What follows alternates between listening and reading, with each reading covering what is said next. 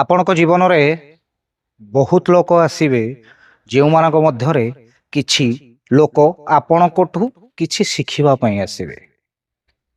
ଆଉ କିଛି ଲୋକ ଏମିତି ଆସିବେ ଯିଏ ଆପଣଙ୍କୁ ଅନେକ କିଛି ଶିଖେଇ ଦେଇ ଯାଇଥିବେ। ଆପଣଙ୍କ ଜୀବନରେ ଶିଖିବାକୁ ଆସୁଥିବା ଲୋକଙ୍କ ଠାରୁ ଶିଖେଇବାକୁ ଆସିଥିବା ଲୋକମାନେ ବେଶ ଗୁରୁତ୍ୱପୂର୍ଣ୍ଣ। ହୁଏତ କିଏ ଆପଣଙ୍କୁ ଠକେଇକି ଶିଖେଇଥିବ, କିଏ ଆପଣଙ୍କୁ ଧୋକା ଦେଇକି ଶିଖେଇଥିବ, କିଏ ଆପଣଙ୍କୁ ପୁଣି ପ୍ରତାରଣା ଦେଇକି ଶିଖେଇଥିବ, କିନ୍ତୁ ସେ ସବୁ ଶିକ୍ଷଣୀୟ କଥା ଗୁଡ଼ାକ ଜୀବନରେ ବହୁତ ପ୍ରଭାବ ପକାଇଥାଏ।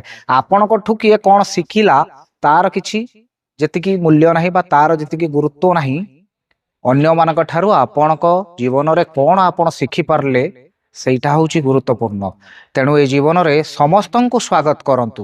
କିଏ ଶିଖିବା ପାଇଁ ଆସୁ, କିମ୍ବା କିଏ ଶିଖେଇବା ପାଇଁ ଆସୁ, କିଏ ଠକେଇବା ପାଇଁ ଆସୁ କିମ୍ବା କିଏ ସ୍ୱାର୍ଥ ରଖିବା ପାଇଁ ଆସୁ, କିମ୍ବା କିଏ ପୁଣି ଆପଣଙ୍କଠୁ କିଛି ନୂଆ ଜ୍ଞାନ ନେବା ପାଇଁ ଆସୁ, ସମସ୍ତଙ୍କୁ ସ୍ୱାଗତ କରିବା ଉଚିତ। ସମସ୍ତଙ୍କୁ ଏ ଜୀବନରେ ସାମିଲ କରିବା ଉଚିତ। ନହେଲେ ଏ ଜୀବନରେ ପୁଣି ଆମେ ଆଗକୁ ଶିଖିବା କେମିତି, ବଢ଼ିବା କେମିତି? ଏଇ ତ ଜୀବନର କଥା।